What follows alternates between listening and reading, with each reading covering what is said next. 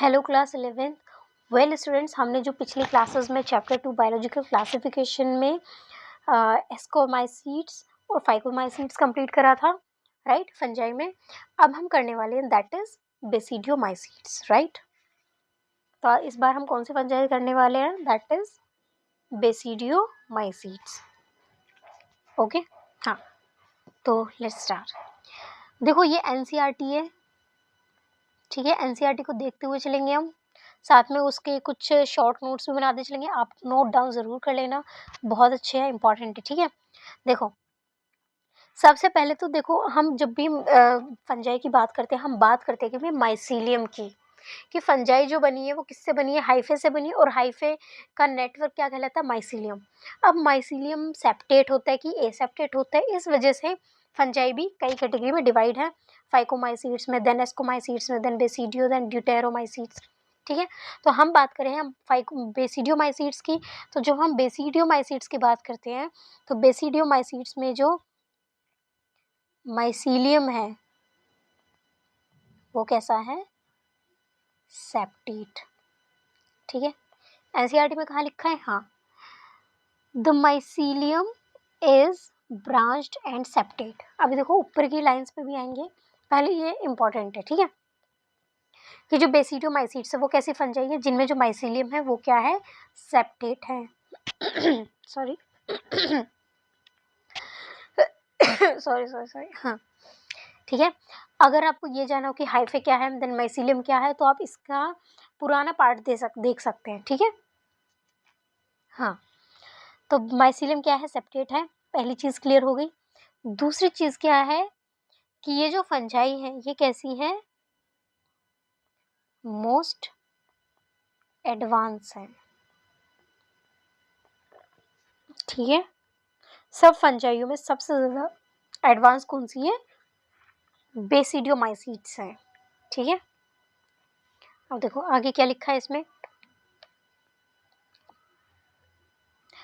Commonly known as the forms of basidiomycetes are mushroom, bracket fungi और पफबॉल्स।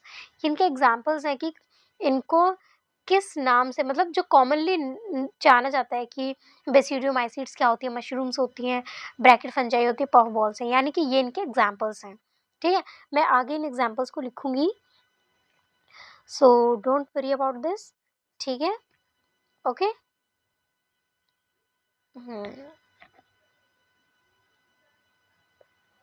या अभी भी लिख सकते हैं हम, ठीक है, लिख देती हूँ मैं कि बेसिडियोमाइसीट्स में जो सबसे कॉमन है वो क्या है? मशरूम्स। इनको ऐसे कहा जाता है क्योंकि इनके सबसे अच्छे एग्जांपल्स है, सबसे ज़्यादा वैरायटी है ये, ठीक है। ब्रैकेट फंजाई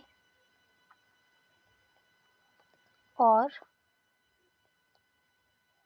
पफ बॉल्स, ये इनके एग्जांपल्स है किसके? बेसिडियोमाइसीट्स के। और भी बहुत सारे एग्जांपल हैं, लेकिन सबसे ज़्यादा जो जाने जाते हैं वो ये जाने जाते हैं, यानी कि बेसिडियोमाइसीट्स जाने ही इन फॉर्म्स से जाती है, या इन ये जो आपको प्लांट्स दिखाए गए, ये जो आपको फंजाई दिखाई गई है, मेनली इन फंजाई से बेसिडियोमाइसीट्स को जाना जाता है, ठीक है। आगे क्या लिखा है? They grow in soil on logs and tree stumps and living plant bodies as parasites, example rust and smuts. ये क्या कह रहे हैं कि ये जो फंजाई है ये कहाँ ग्रो करती है? ग्रो इन सॉइल, सॉइल पर, लॉग्स पर, लॉग्स क्या होते हैं? जो लकड़ी होती है, ठीक है, लॉग्स पर या ट्री पर, ठीक है, और लिविंग प्लांट बॉडीज पर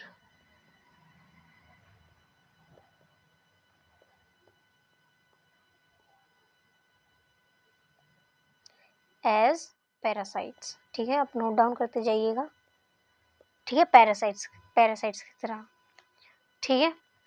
इसमें जो आपको एग्जांपल दिया गया है जैसे कि रस्ट और स्मट, ये दो एग्जांपल है, रस्ट एंड स्मट्स, ये दो एग्जांपल दिए गए हैं आपको। एक सेकंड रुकिए क्लास में, इसको थोड़ा सा ना कम कर लेते हैं। हाँ, ये दो एग्जांपल दिए गए हैं, आगे देखते हैं। आगे की लिखा है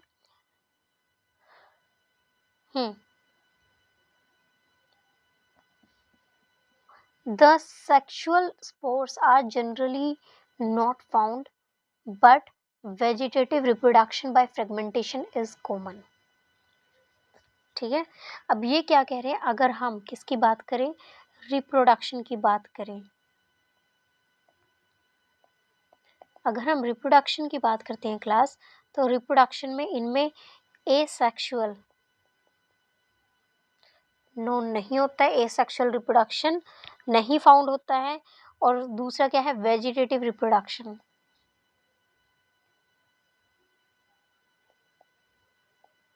वेजिटेटिव रिप्रोडक्शन जो होता है वो कैसा होता है, बाय फ्रेगमेंटेशन, बहुत कॉमन होता है,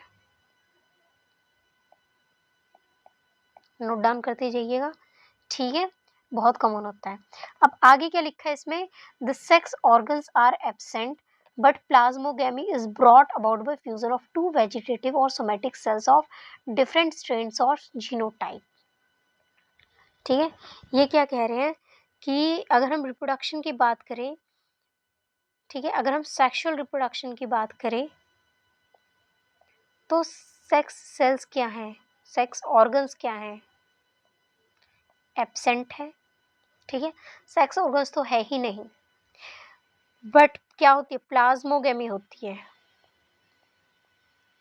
प्लाज्मोगेमी का मतलब क्या होता है कि जैसे दो सेल्स हैं, देखो प्लाज्मोगेमी का मतलब क्या होता है कि जैसे दो सेल्स हैं, ठीक है, इनका ये न्यूक्लियस है सेंटर में, अभी इनका न्यूक्लियस तो फ्यूज होगा नहीं, ठीक है, लेकिन इन सेल्स का जो प्लाज्मा है वो फ्यूज हो जाएगा, तो ये ऐसी कंडीशन आ जाएगी, डाइकैरियोन फेज हो जाएगा। Clear, I think I am clear enough. हाँ, आगे देखते हैं, तो प्लाज्मोगेमी होती है, सेक्स और सेक्स ऑर्गन्स तो एब्सेंट होते हैं, बट प्लाज्मोगेमी होती है by fusion of two vegetative, या सोमैटिक भी बोल सकते हैं, टू वेजिटेटिव सेल्स, ठीक है, ऑफ, या तो उनमें डिफरेंट जीन होगा या तो डिफरेंट जीनोटाइप या स्ट्रेन्स, तो डिफरेंट स्ट्रेन्स हो या different genotype. Clear, I guess आपको इतनी चीज समझ आई होगी, ठीक है, अगर इतनी चीज समझ आई होगी तो हम आगे चलते हैं, ठीक है।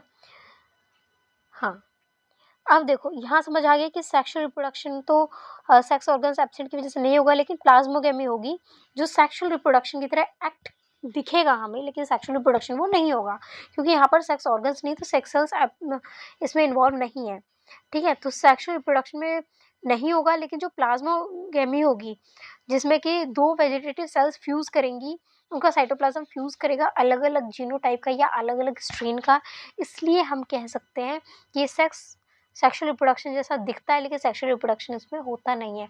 अब देखो जब प्लाज्मोगेमी होती है तो उसके बाद क्या होता है, देखो एक मिनट हम ऊपर का थोड़ा सा कर लेते हैं, ठीक है, आई होप आपने नोट डाउन कर लिया होगा, ठीक है, तो हम यहाँ देखते हैं,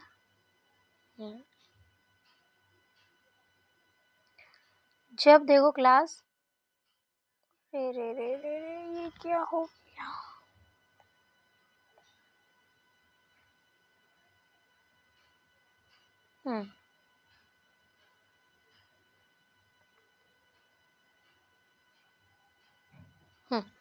जब प्लाज्मोगेमी होगी, यानी कि इसको मैं लिख सकती हूँ यहाँ पे, ठीक है, जब प्लाज्मोगेमी होगी तो उसका रिजल्टेंट स्ट्रक्चर क्या होगा, तो प्लाज्मोगेमी क्या होगी,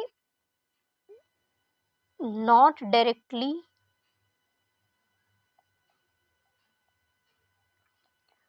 followed by कैरियोगेमी, ठीक है, तो डायरेक्टली कैरियोगेमी को फॉलो नहीं करेगी। देखो कैरियोगेमी क्या होता है, जैसे देखो ये एक सेल ये हो गई, एक सेल ये हो गई, ठीक है, तो न्यूक्लियस हो गया और ये साइटोप्लाज्म हो गया, ठीक है, इसके अंदर जब इनमें प्लाज्मोगेमी होगी तो ये क्या होगा कि ये न्यूक्लियस ऐसे हैं और प्लाज्मोगेमी हो गई है, लेकिन न्यूक्लियस फ्यूज नहीं करे हैं, तो क्या कह रहे हैं कि जो प्लाज्मोगेमी तो हो गई है लेकिन कैरियोगेमी नहीं हुई है। कैरियोगेमी का मतलब है फ्यूजन ऑफ टू न्यूक्लियाई, यानी दो न्यूक्लियस का फ्यूजन को हम क्या बोलते हैं, कैरियोगेमी। लेकिन एकदम से ये फेज क्या होगा, ये क्या न्यूक्लियस फ्यूज नहीं करेंगे, तो हम इसलिए कह रहे हैं कि not directly followed by karyogamy. इस वजह से क्या दिखेगा, द रिजल्टेंट स्ट्रक्चर, देखो यहाँ क्या लिखा है, the resultant structure is dikaryotic. Dikaryotic, di मतलब टू और कैरियोटिक मतलब कैरियन, यानी कि हम किसकी बात कर रहे हैं, न्यूक्लियस की, यानी कि डाई मतलब दो न्यूक्लियस दिखेंगे, दो न्यूक्लियस और एक साइटोप्लाज्म वाला फेज दिखेगा, यानी कि single cell with two nucleus, ठीक है। Which ultimately give rise to basidium, जो किसको राइज करेंगे, बेसिडियम को क्या देंगे, मतलब कि एक बेसिडियम बनेगा जिसकी वजह से, ठीक है, ठीक है। बेसिडियम क्या है क्लास, बेसिडियम की अगर हम बात करें, बेसिडियम क्या है, फ्रूटिंग बॉडी है, ओहो, फ्रूटिंग बॉडी है बेसिडियम, ठीक है, जिसमें स्पोर्स बनेंगे, ठीक है। आगे क्या लिखा है, karyogamy and meiosis give rise to basidium, karyogamy and meiosis takes place in basidium producing 4 basidiospores। अब देखो जब इसमें ये हुआ, ठीक है, कैरियोगेमी नहीं हुई, डाइकैरियन फेज दिख गया, ठीक है, जिसकी वजह से क्या बना, ये डाइकैरियन फेज किस में आया, बेसिडियम में, ठीक है, बेसिडियम में ये हुआ, ये कैरियोगेमी हुई, उसके बाद इसमें क्या होगा, मियोसिस होगा, मियोसिस होगा, मियोसिस की वजह से क्या होंगी, 4 न्यूक्लियाई बनेंगी, ठीक है। एक मिनट को मैं नीचे वाला रख कर देती हूँ, ठीक है। आई होप आपको ये वाला स्ट्रक्चर की ज़रूरत नहीं पड़ेगी, सॉरी, ये रिटर्न पार्ट की आपने लिख लिया होगा या आपको याद होगा, याद रहेगा आपको, ठीक है।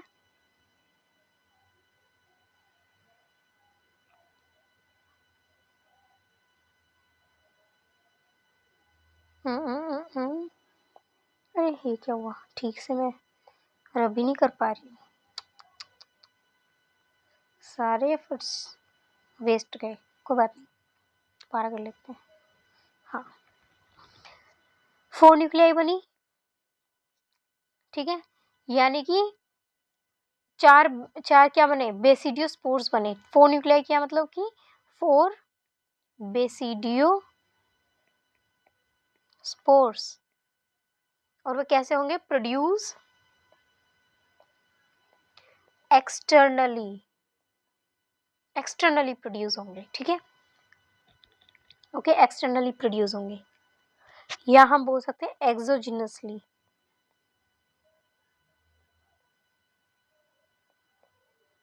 ठीक है, ओके, देखो, हाँ, ठीक है, प्रोड्यूसिंग 4 बेसिडियो, देखो अब यहाँ पे the resultant structure dikaryon phase, ये dikaryon phase which give rise to, ultimately give rise to basidium, यानी कि एक तरह से बेसिडियम बन गया, फ्रूटिंग बॉडी बन गई है, ठीक है, किसकी, बेसिडियोमाइसीट्स की, और जिसमें कि क्या होगा, टू कैरियोगेमी, बेसिडियम कैरियोगेमी दिख रहा है यहाँ पर, and meiosis takes place in the basidium, meiosis हुआ, 4 न्यूक्लियाई बनी, प्रोड्यूसिंग 4 बेसिडियोस्पोर्स, 4 न्यूक्लियाई से क्या बने, 4 बेसिडियोस्पोर्स बने, ठीक है। आगे क्या लिखा है, the basidiospores are exogenously produced on basidium, इसके प्लूरल फॉर्म क्या है, बेसिडिया, बेसिडियम क्या है, फ्रूटिंग बॉडी है, तो जैसे हाइफे है इसके ऊपर ये फ्रूटिंग बॉडी है, तो ये जो 4 ये बनेंगे एक्सोजिनसली, यानी फ्रूटिंग बॉडी के बाहर बनेंगे, ठीक है। ये 4 क्या है, बेसिडियोस्पोर्स है, ये बेसिडियोस्पोर्स है, और ये क्या है, बेसिडियम है, दिस इज बेसिडियम। आप चाहे तो ये डायग्राम बना सकते हैं, ठीक है। प्लूरल बोलते हैं बेसिडिया, बेसिडिया होता है जो बहुत सारे बेसिडियम एक साथ मिलते हैं, ठीक है। आगे क्या लिखा है, द बेसिडिया, यानी कि बहुत सारे बेसिडियम, यानी फ्रूटिंग बॉडी, किसको क्या बोलते हैं, इसको फ्रूटिंग बॉडी, ठीक है, are arranged in fruiting bodies called basidiocarp. जब बहुत सारे बेसिडियम मिलते हैं तो मैनी बेसिडियम,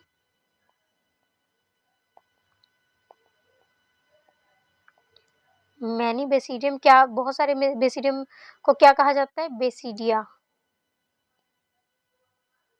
और जब बहुत सारे बेसिडिया अरेंज होते हैं, अरेंज्ड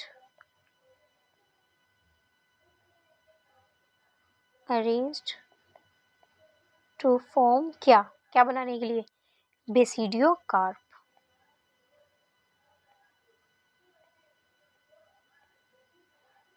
बेसिडियो कार्प यानी कि बेसिडियो कार्प, ठीक है, फ्रूटिंग बॉडी बेसिडियो कार्प, ठीक है।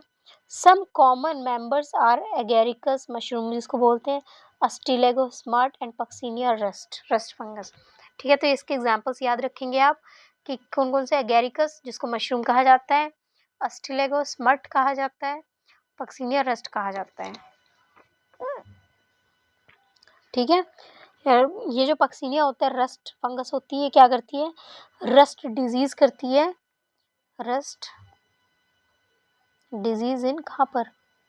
वीट में, ठीक है। अस्टिलेगो क्या है? स्मट है, ये स्मट डिजीज कॉज करता है, ठीक है। एगेरिकस मशरूम होता है, कुछ मशरूम्स एडिबल होते हैं, कुछ मशरूम्स क्या होते हैं? नॉन एडिबल होते हैं। आई होप आपने ये नोट डाउन कर लिया होगा क्लास, बेसिडियम वाला। आई होप आपको बेसिडियम वाला, सॉरी बेसिडियोमाइसीड्स जो फंजाई है वो क्लियर हो गई होगी। अब हम नेक्स्ट फंजाई की तरफ चलेंगे। जो नेक्स्ट फंजाई है दैट इज ड्यूटेरोमाइसीड्स, ठीक है। नेक्स्ट फंजाई क्या है क्लास? एक सेकंड क्लास, एक सेकंड, हाँ। नेक्स्ट फंजाई है ड्यूटेरोमाइसीड्स। वही सेम जो फोर्थ पहली फंजाई हमने क्या पढ़ी थी? फाइकोमाइसीड्स। देन हमने पढ़ी थी एस्कोमाइसीड्स। फिर हमने पढ़ी थी दैट इज ड्यूटेरोमाइसीड्स। अरे अरे अरे, रुक क्यों हो रहा है? रुक क्यों नहीं रही है? धोखा दे रहा है ये तो।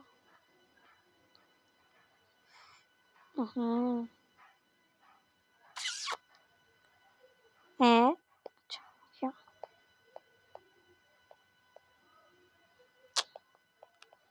सेलेक्ट भी नहीं हो रहा है, ठीक है।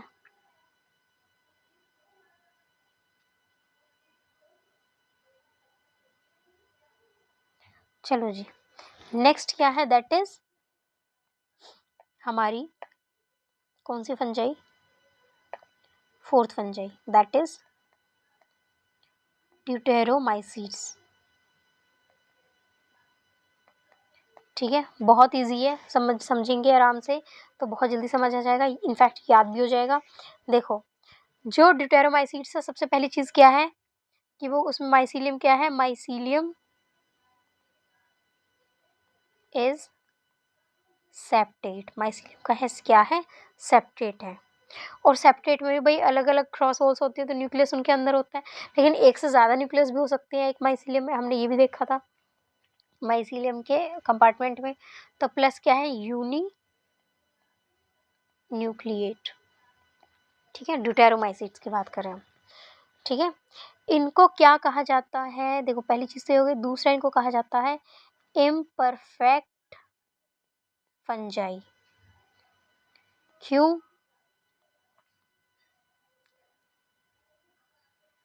क्योंकि सेक्सुअल फेजेस जो होते हैं इनमें, वो क्या होते हैं? Are not observed. अब तक, टिल नाउ, अब तक हमने सेक्सुअल फेजेस इसमें नहीं देखे हैं। ओनली क्या है? Only vegetative and asexual phases are known, ठीक है। अभी तक हमें इस फंजाई के सिर्फ वेजिटेटिव और एसेक्सुअल फेजेस का पता है। हमने अभी तक इस फंजाई के सेक्सुअल फेजेस को नहीं देखा है, इसलिए हम क्या कह रहे हैं कि हमें इस फंजाई के क्या सिर्फ वेजिटेटिव और एसेक्सुअल फेजेस के बारे में पता है, इसलिए हम क्या कह रहे हैं कि जो फंजाई है इसको हम क्या बोलते हैं? इम्परफेक्ट फंजाई बोलते हैं,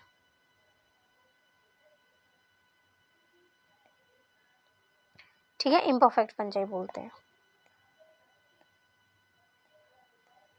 एनसीईआरटी में भी देख लेते हैं एनसीईआरटी में क्या लिखा है। ठीक है, देखो commonly known as imperfect fungi, सबसे पहला यही चीज़ लिखी है इम्परफेक्ट फंजाई है, क्योंकि because only the asexual vegetative phases of these fungi are known, सिर्फ एसेक्सुअल वेजिटेटिव फेजेस नॉन है, बाकी when the sexual forms of these fungi are discovered were they were moved into the classes they rightly belonged to। जब ऐसी कुछ sexual phases वाली fungi दिखी तो उनको किसी और क्लास में ही प्लेस कर दिया गया था, क्योंकि वो इससे बिलोंग कर ही नहीं पा रही थी।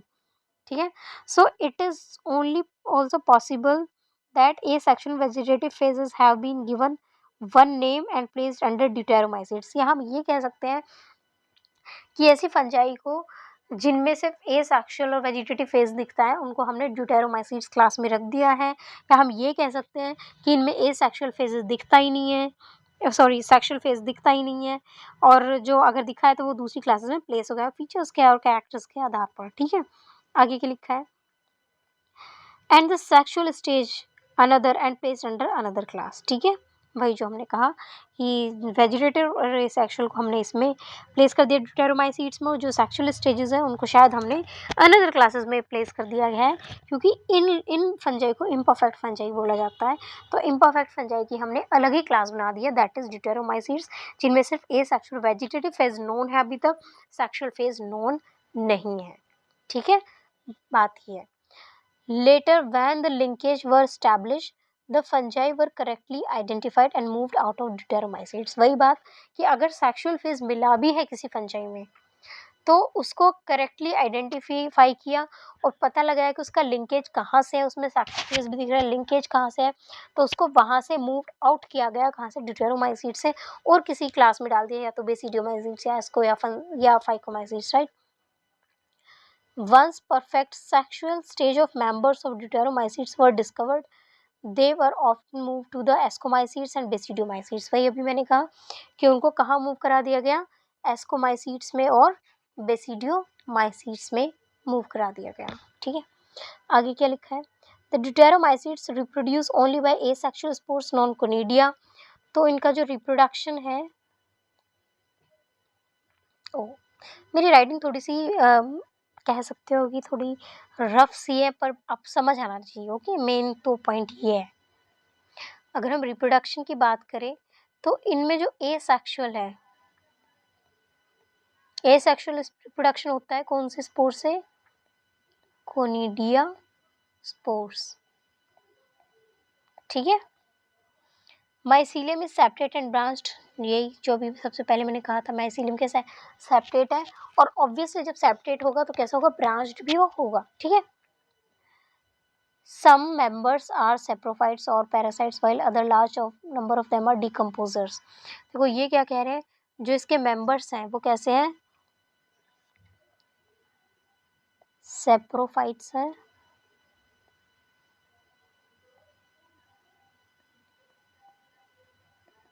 पैरासाइट्स हैं। ठीक है, और बाकी क्या है, लार्ज नंबर क्या है, जो लार्ज नंबर है वो क्या है, डिकम्पोजर्स हैं।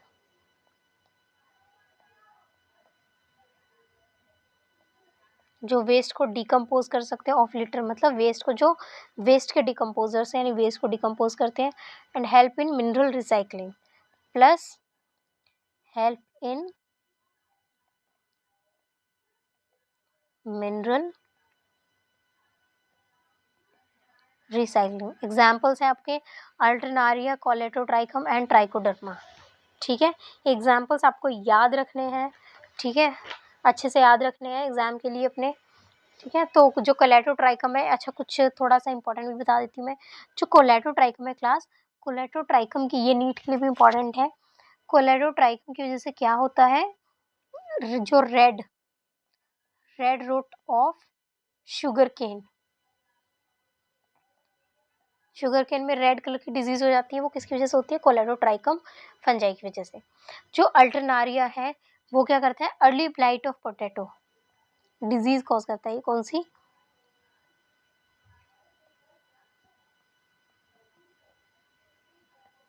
Early blight of potato. ठीक है। और जो ट्राइकोडर्मा है वो क्या है?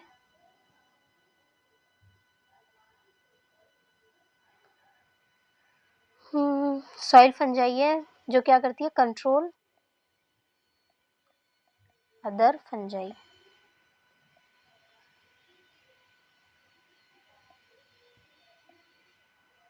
कंट्रोल अदर फंजाई, ठीक है, क्लियर? आई गेस आपको क्लियर हो गया होगा, ठीक है। अब इसके बाद जो देखो आज हमने पढ़ा है बेसिडियोमाइसीट्स और ड्यूटेरोमाइसीट्स। इसके बाद जो भी आपको आपका नेक्स्ट टॉपिक होगा दैट इज किंगडम प्लांटेई।